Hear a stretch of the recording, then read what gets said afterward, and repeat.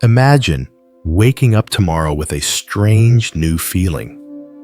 Not excitement, not motivation. Something colder, cleaner. A quiet certainty, like a steel rail running straight through the middle of your mind. No debate, no bargaining, no maybe later, just direction.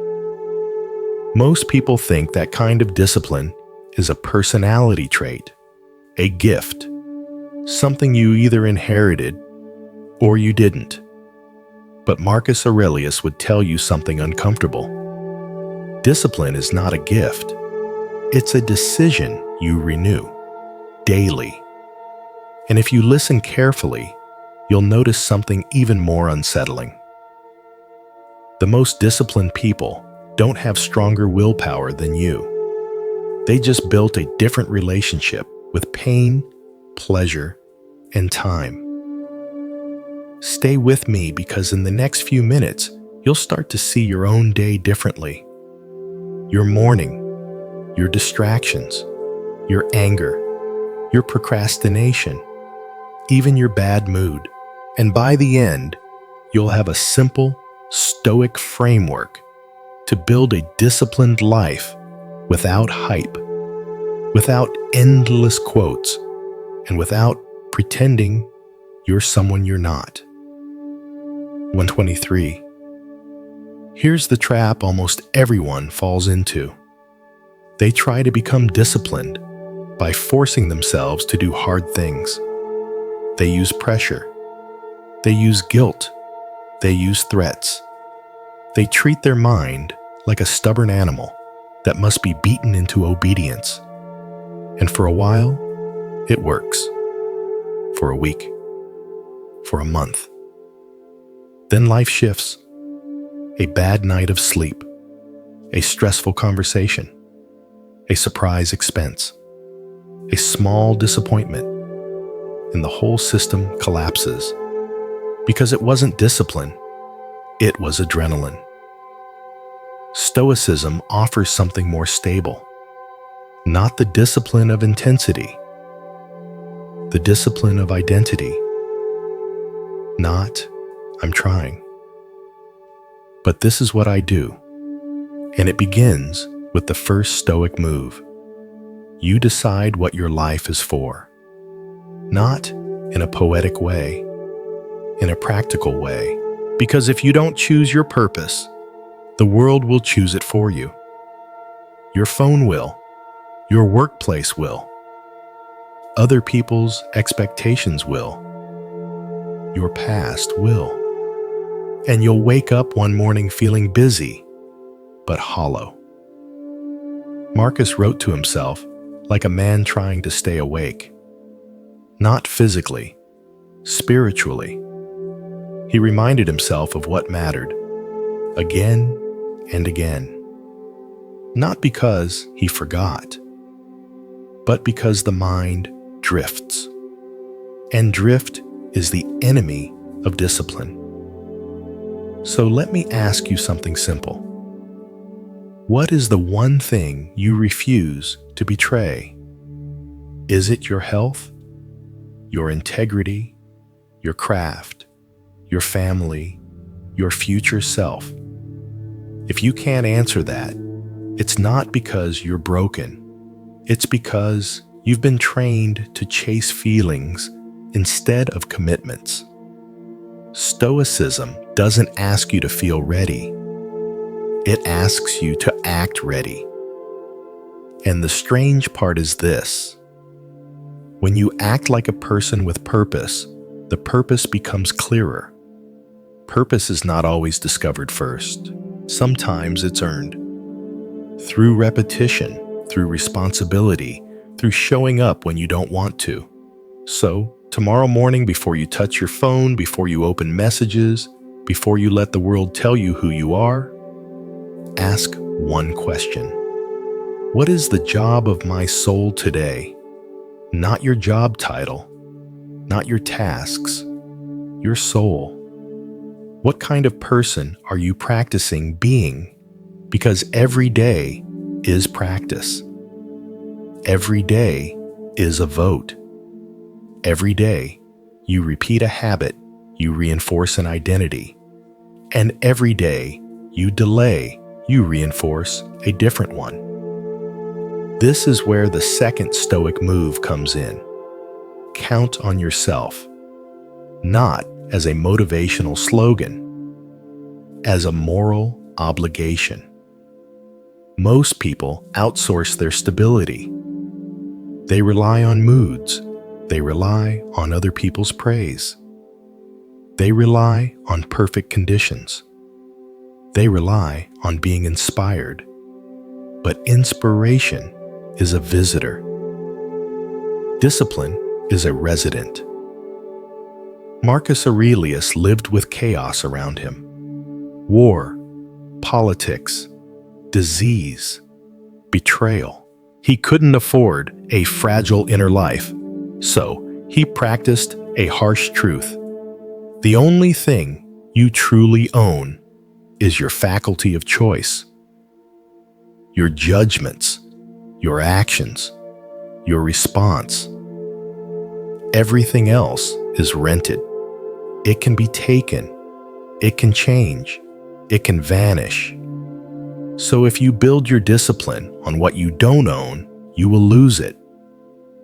But if you build on what you do own, you become untouchable in the way that matters. This is why Stoicism sounds severe, because it refuses to flatter you. It refuses to pretend the world will cooperate. It trains you to cooperate with reality. And the first step is personal accountability, not blame. Accountability. There's a difference. Blame says, this is your fault. Accountability says, this is my responsibility. Even when it isn't fair. Even when it wasn't your idea. Even when you didn't ask for the problem. If your mind is scattered, it's your responsibility to train it. If your habits are weak, it's your responsibility to rebuild them. If your emotions run your life, it's your responsibility to learn how to hold them. This isn't harsh, it's freedom. Because the moment you stop waiting for rescue, you start becoming dangerous in the best way. Now here's where people misunderstand Stoicism. They think it means being cold, emotionless, disconnected. No. Stoicism means you don't let emotion drive the car. Emotion can sit in the passenger seat. Emotion can speak, but it does not steer. A disciplined life isn't a life with no feelings. It's a life where feelings don't get to vote on your values. So how do you actually build that? You don't start with massive goals. You start with showing up every day. Not perfectly, not dramatically, just consistently.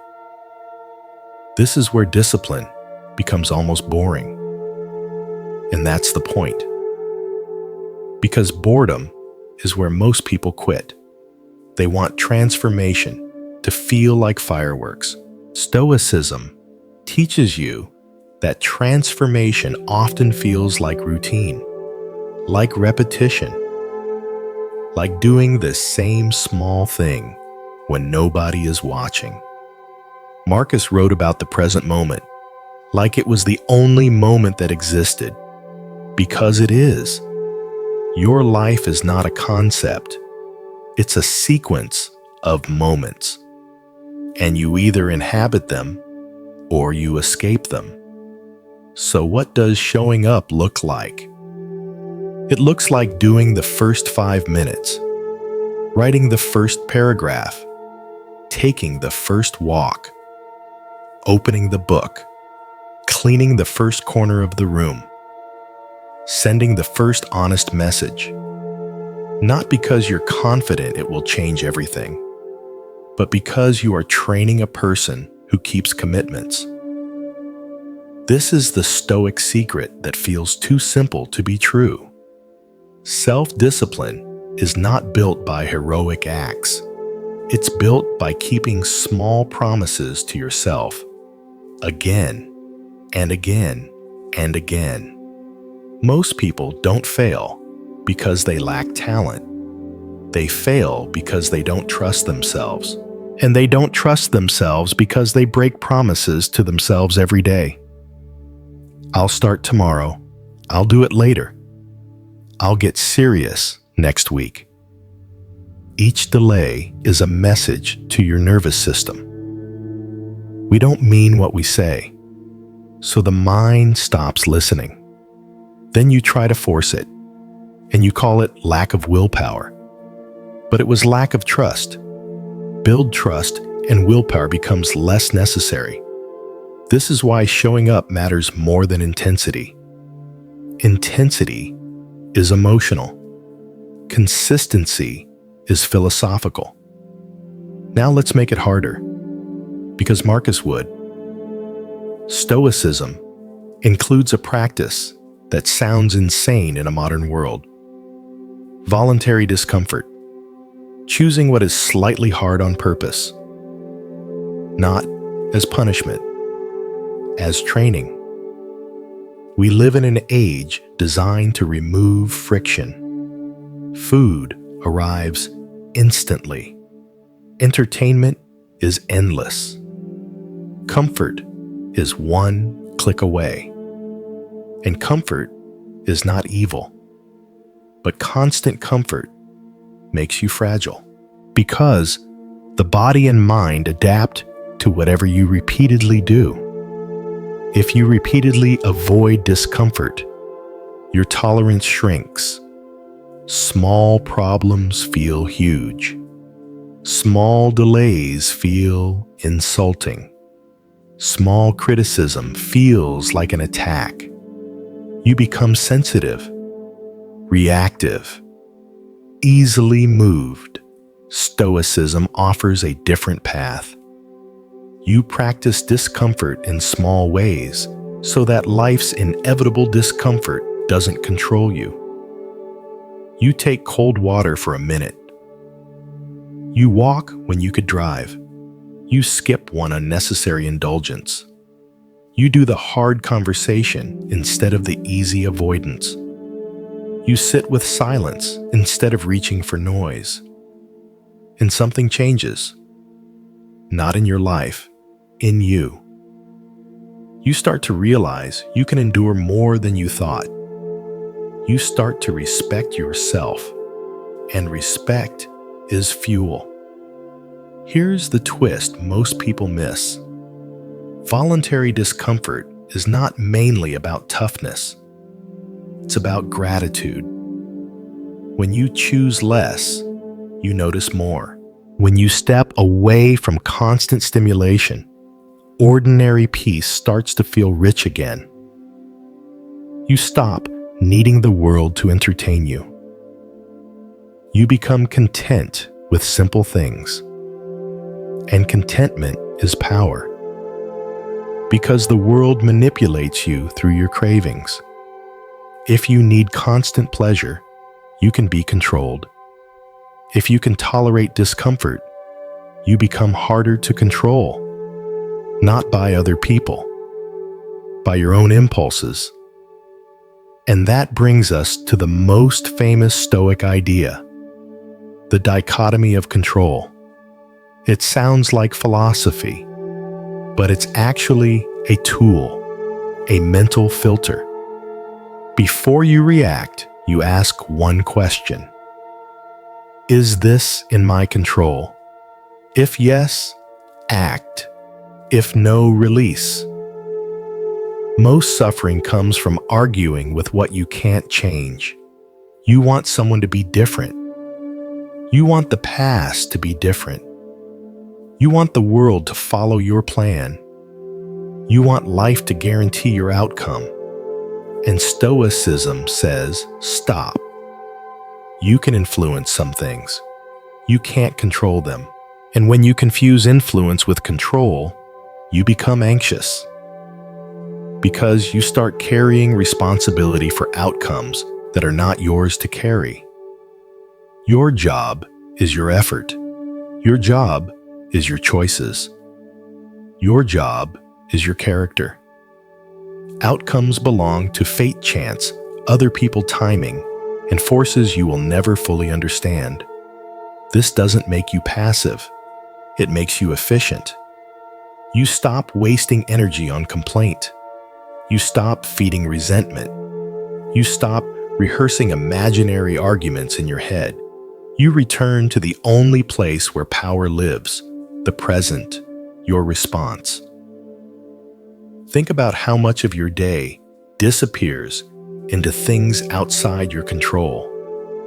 Traffic, other people's moods, online comments, news, the past, the future. Stoicism doesn't tell you to ignore the world. It tells you to stop handing the world your steering wheel. Now, if you apply this one principle consistently, your life will get quieter. Not because problems vanish, but because you stop multiplying them with mental resistance. And in that quiet, discipline becomes easier. Because distraction often comes from emotional turbulence. You feel uneasy, so you scroll. You feel uncertain, so you snack. You feel tension, so you avoid the work. But if you can meet discomfort without running, you stop needing the distractions, which leads to the next Stoic move. Never play the victim. This one triggers people because they confuse victim mindset with real suffering. Stoicism does not deny suffering. It denies helplessness. It denies the belief that your inner world must obey external events. You can be hurt and still be responsible. You can be unlucky and still be honorable. You can be treated unfairly and still choose your character. The victim mindset says, because this happened, I am allowed to abandon my standards. Stoicism says, because this happened, my standards matter more. This is not about pretending you're fine. It's about refusing to let pain turn into permission. Permission to be cruel. Permission to be lazy. Permission to self-destruct. Permission to betray yourself. Marcus would write reminders like a man holding a line in a storm. Not because the storm was imaginary, but because the line was worth holding. And here is where discipline becomes deeply personal. Because discipline is not just about productivity. It's about integrity. It's about being the same person in private that you claim to be in public. It's about doing what you said you would do, even when nobody can punish you for not doing it. That is the core. Now let's talk about delayed gratification, because this is where the modern world is at war with you. Everything is designed to give you a reward now, a notification, a like, a sugar hit, a quick purchase, a new video. And each small reward trains your brain to hate waiting. Waiting starts to feel like pain. Then long-term goals become unbearable because long-term goals are mostly waiting. Training, repeating, failing, learning, continuing. Stoicism doesn't say pleasure is evil. It says pleasure is a poor master. So you practice postponing the reward, not as deprivation, as dominance. You prove to yourself that you can want something and not immediately obey the wanting. And when you can do that, you gain a rare power. Freedom from impulse.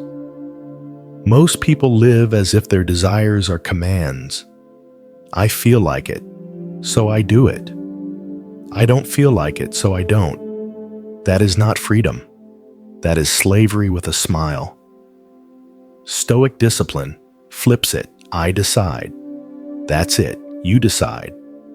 And the more you practice this, the quieter your impulses become, because they learn they are not in charge. And now if you're listening closely, you might be thinking, okay, but what about other people? What about criticism? What about doubt? What about naysayers? Marcus would say their judgments are not yours to carry. This doesn't mean you ignore wise feedback. Stoicism is not arrogance. It's clarity. You learn to separate signal from noise. Signal is specific. It's informed. It helps you improve. Noise is emotional. It's vague. It tries to pull you off your path. And the internet is mostly noise. So are insecure people. So is the part of your own mind that panics and calls itself realistic. Stoicism trains you to ask, does this comment help me live by my values? If yes, learn. If no, discard. Because you have a limited amount of attention in your life, and attention is your most valuable currency. Spend it poorly, and your life becomes shallow. Spend it well, and your life becomes strong. This is also why Stoics talk about role models, not celebrities, not perfect people, wise people, people who embody virtues, courage, moderation, justice, wisdom. You don't emulate them by copying their style. You emulate their standards. You watch how they handle pressure, how they speak when they're angry, how they act when nobody is watching. And you ask quietly, what would that level of character look like in my life today? Because discipline is contagious. So is weakness. Your environment trains you whether you notice it or not. Now we reach the practice that ties everything together. Daily reflection. This is where the Stoic life becomes real. Not as theory, as training. At the end of the day, you sit down. No drama, no self-hatred, no excuses, and you review. Where did I act with virtue? Where did I act like a child? Where did I waste my attention? Where did I betray my purpose? What did I do well? What will I do differently tomorrow? This is not journaling for aesthetics.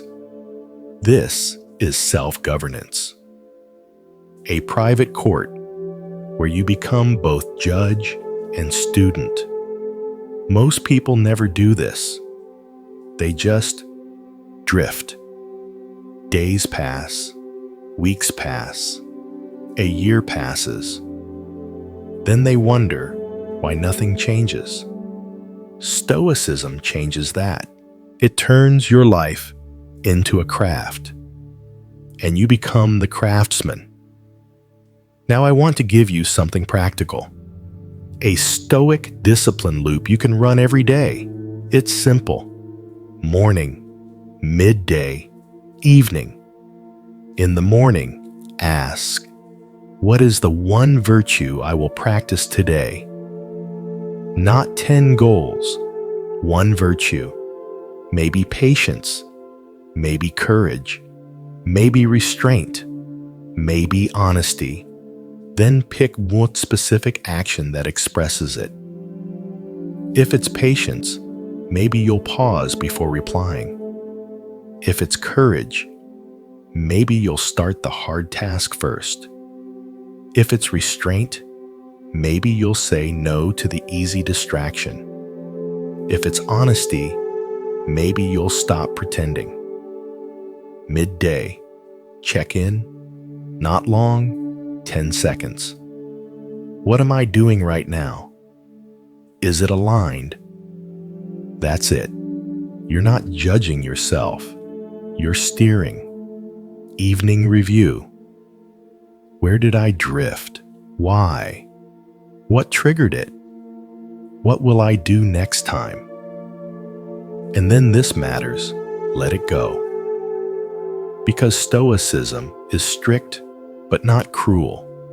It's not about beating yourself. It's about building yourself. Now here's the prediction gap I promised. If you truly practice this for 30 days, something unexpected happens. Your life doesn't become perfect. It becomes quieter. Your mind becomes less crowded. You start noticing how many of your problems were just unmanaged impulses, unexamined habits, automatic reactions, and you start to feel a new kind of pride, not ego, a calm pride, the pride of someone who can rely on himself. And that is rare. Now let me challenge you with a final thought. Marcus Aurelius had power. He had status. He had armies. Yet in his private notes, he spoke like a man trying to master the most difficult kingdom, his own mind. That should tell you something. If an emperor had to fight for discipline, you will too. So stop expecting it to feel easy. Stop waiting to feel like a different person. Discipline is not the absence of struggle. It is the ability to keep your standards while struggling. And if you want one sentence to hold on to, here it is. Your life is made of what you do when nobody is forcing you.